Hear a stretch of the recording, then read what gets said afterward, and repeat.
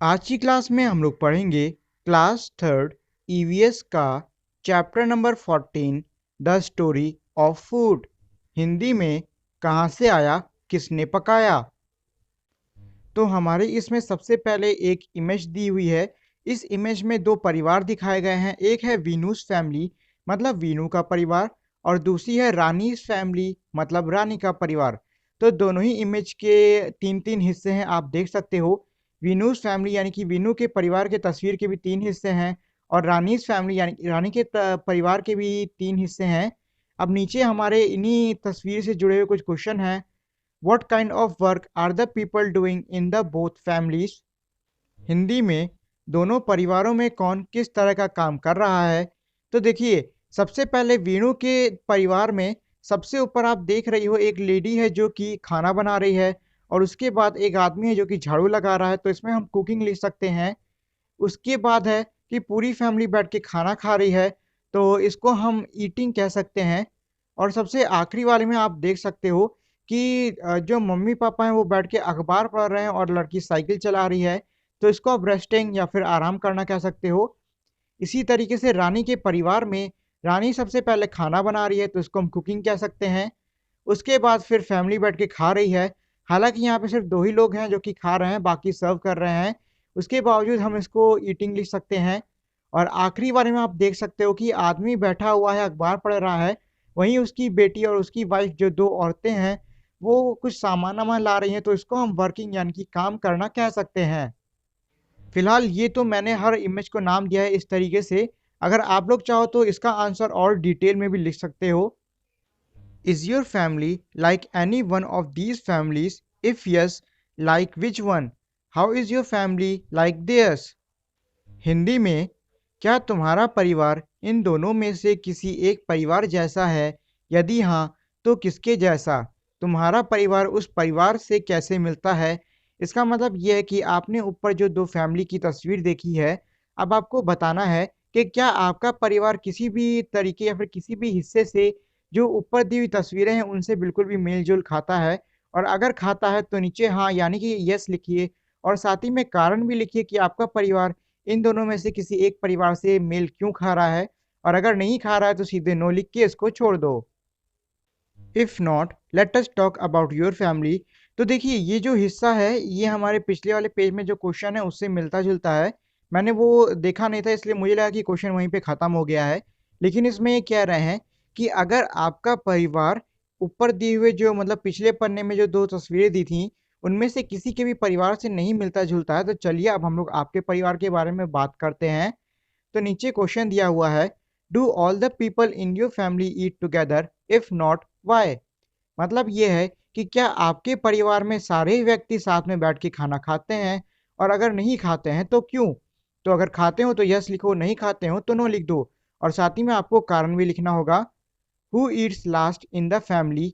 इसका मतलब यह है कि आपके परिवार में सबसे आखिरी में कौन खाना खाता है। इसमें कहने का मतलब यह है कि क्या होता है कि कई फैमिली में जो लेडीज या फिर जो खाना ना बनाते हैं, जैसे कि मम्मी हो गई आपकी, वो हमेशा आखिरी में खाना खाएंगी।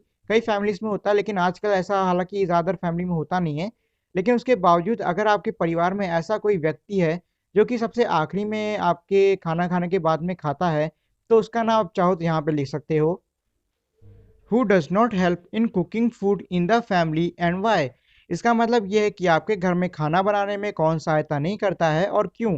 तो देखिए, इसमें तो आप खुद नहीं करते होगे सहायता, क्योंकि अभी आप बहुत छोटे हो और आपको खाना बनाना नहीं आता है। और हो सकता है आपके पापा भी नहीं करते हों।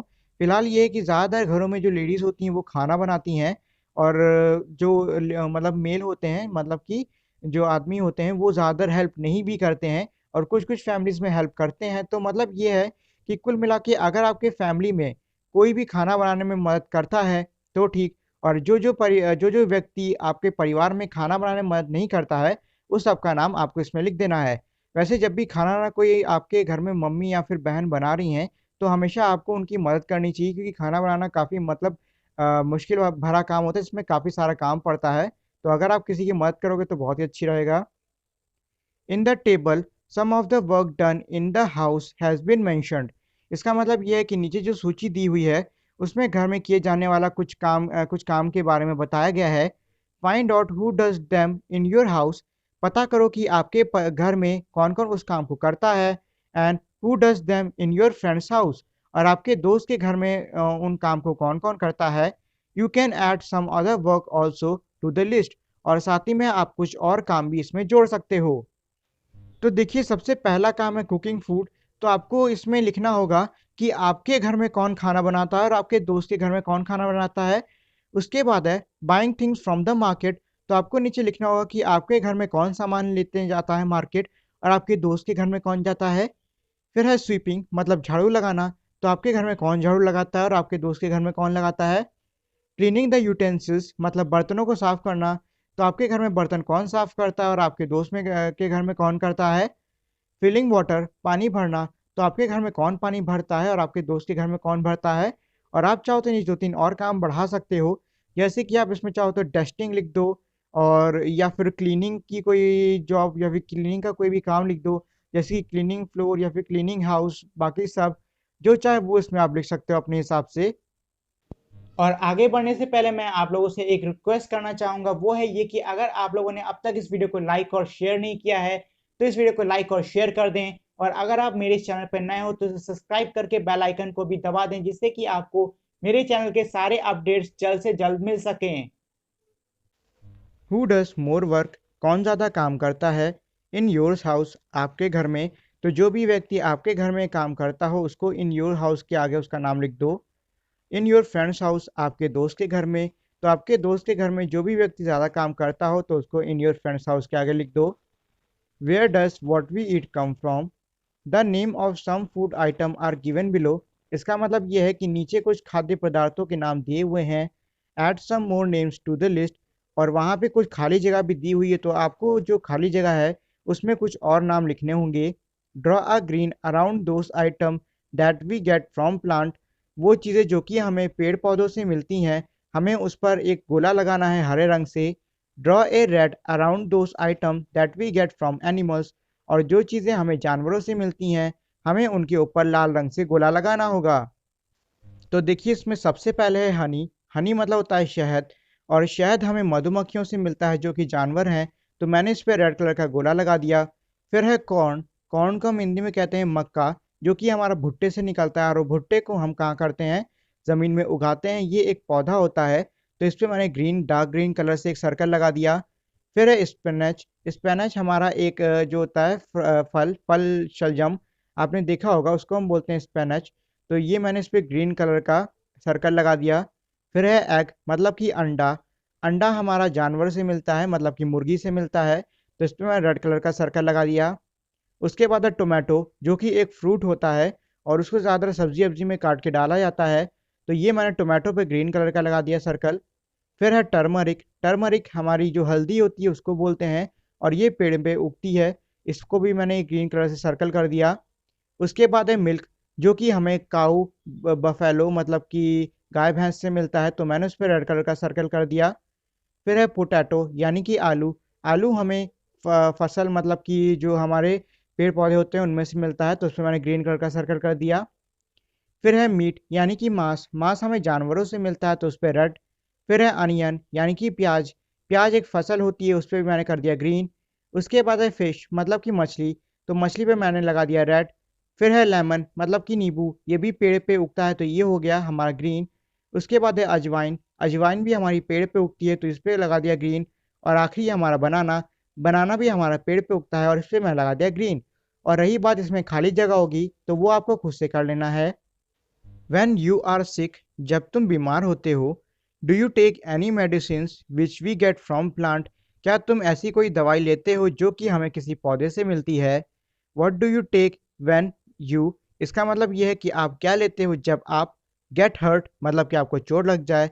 तो उस समय हम टर्मरिक और चिली, मतलब कि हल्दी और मिर्च लेते हैं। उसके बाद है हैव ए स्टमक एक, मतलब जब आपका पेट दर्द हो रहा हो। तो पेट दर्द में हम हींग या फिर लेमन वाटर, यानी कि हींग या फिर नींबू पानी लेते हैं। हैव कॉफ एंड कोल्ड, जब हमें खांसी आ रही होती है और बहुत तेज ठंड लग रही होती है, तो उस समय हम लेते हैं कैटनिप और तुलसी। कैटनिप आप लोगों ने सुना ज़रूर होगा इस पौधे के बारे में। कैटनिप काफ़ी कमाल का पौधा होता है और इसको एक तरीके से बिल्लियों का जो गांजा अंजा होता है वो कहते हैं, क्योंकि बिल्लियों के लिए ये जो कैटनिप होता है वो भी तकरीबन नशे के बराबर होता है। हालांकि ये हार्मफुल नहीं होता है बिल्लियों के लिए जिस तरीके से ये नशा इंसानों के लिए होता है, लेकिन उसके बावजूद जो बिल्लियाँ होती हैं वो उसकी बहुत ज़्यादा आदी होती हैं कैटनिप की, इसीलिए इस पौधे का नाम कैटनिप ही पड़ा है। हैव ए टूथ एक, और जब हमारे दांत में दर्द होता है तो हम गार्लिक यानी कि लहसुन लेते हैं। Choose the correct basket from each item, draw a line to match. इसका मतलब ये है कि अब आप देख रहे हो कि नीचे हमारी 4 टोकरियां बनी हैं, जिनमें कि एक पे लिखा है फ्लावर यानी कि फूल, दूसरे पे लिखा है फ्रूट यानी कि फल, फिर है लीव्स यानी कि पत्तियां, any other part of the plant मतलब कि पौधे का किसी और कोई और हिस्सा। और उसके बाद आप देख सकते हो काफ़ी सारे चीज़ों के नाम दिए हुए हैं। तो अब आपको करना क्या है कि जो चीज़ जो है, जैसे कि मान लीजिए इसमें इन्होंने एक एग्जाम्पल दिया है लोटस स्टेम का। तो ये जो लोटस स्टेम होता है, लोटस स्टेम का पहले बात तो मतलब होता है कि कमल का तना। और जो कमल का तना होता है वो हमारा ना ही तो लीव होता है, ना ही फ्लावर होता है, ना ही फ्रूट होता है। मतलब ये any part of the plant में जाएगा, मतलब पत्ती, फूल और फल को छोड़ के कोई भी चीज़ है तो उसको हम any other part of the plant मतलब कोई और हिस्सा पेड़ का पौधे का उसमें लिख देंगे, तो हमारा लोटस स्टेम चला जाएगा उसमें। उसके बाद फिर मैंने एक करी पत्ता यानी कि करी लीफ चुना है, जो कि हमारा लीव्स यानी कि पत्तियों में जाएगा क्योंकि ये पत्ती होती है। उसके बाद है फ्लावर्स ऑफ कचनर, तो फ्लावर्स ऑफ कचनर यानी कचनर का फूल, ये हमारा फ्लावर्स वाले हिस्से में जाएगा। और फिर है जैक फ्रूट, जिसे हम हिंदी में कहते हैं कटहल। कटहल एक प्रकार का फल होता है तो ये हमारा फ्रूट्स में जाएगा। अब देखिए इसमें और भी काफ़ी सारे नाम दिए हुए हैं, तो अब आपको करना क्या है कि हर एक नाम को पढ़िए और उसके बारे में जानिए कि वो कौन सी सब्जी होती है और उस वो पौधे के किस हिस्से में उगती है। जैसे कि मान लीजिए हमने कैलीफ्लावर ले लिया यानी कि गोभी का फूल, तो गोभी का फूल हमारा जो होता है वो फूल में उगता है यानी कि वो एक फ्लावर होता है। तो कैलीफ्लावर हमारा चला जाएगा किस में, फ्लावर्स में। उसकी इसी तरीके से हमारा पोटैटो होता है। पोटैटो हमारा कहाँ उगता है बताइए। पोटैटो हमारा जो पेड़ होती है आलू की, उसकी जड़ में लगता है। हालांकि जब पोटैटो बड़ा हो जाता है तो वो जड़ नहीं वो स्टेम बन जाता है, मतलब कि वो एरिया फिर स्टेम कहा जाता है। लेकिन उसके बावजूद क्योंकि उसमें वो चीज़ नहीं लिखी है तो हम इसको any other part of the plant में डाल देंगे।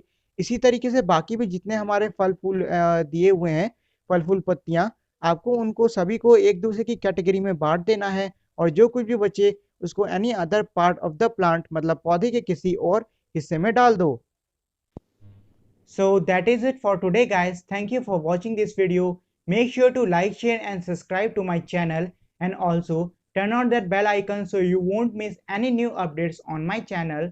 So we will meet again in our next video. Till then, goodbye.